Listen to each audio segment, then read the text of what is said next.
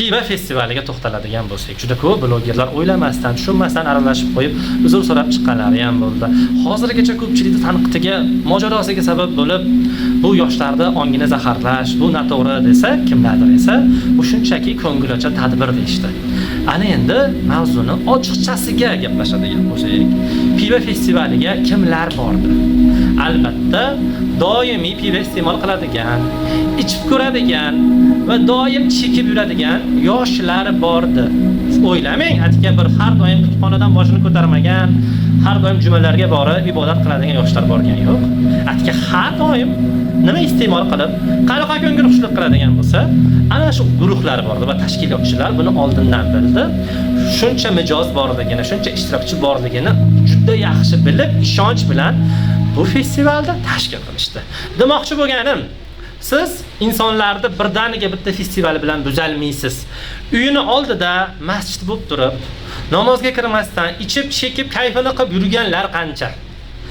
Uyini o'ng tarafida, chap tarafida vino, vodka, piva sotilib turib, namozdan qolmaydigan, boshini ibodatdan ko'tarmaydigan ilmlilarimiz qancha. Bir guruh bor, yoshlar guruhi. Namozini o'qiydi, darsini qiladi, kutubxonadan boshini ko'tarmaydi, ziyoli qatlam.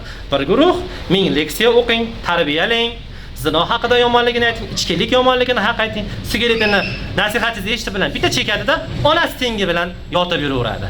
Siz insonni o'zgartira olmaysiz. Tarixdan ma'lum, u podshohlar Xitoyda Min sulolasi, G'arbda Usmoniylar.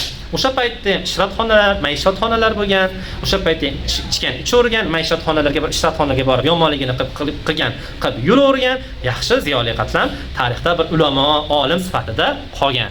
Demoqchi bo'lganimki, siz o'zgartira olmaysiz odamni. Kimdir ruhiyati o'sha yoqqa tortdimi? Bordir.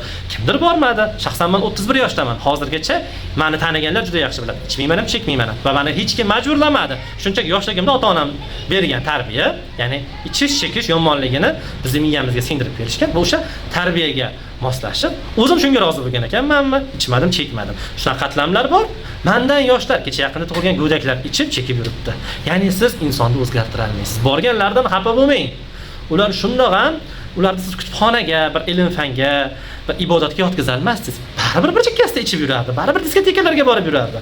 Bormaganlarga esa malades, to'g'ri yo'lda va to'g'ri yo'lda yashashda davom etsin. Charchamanglar, sog' bo'linglar.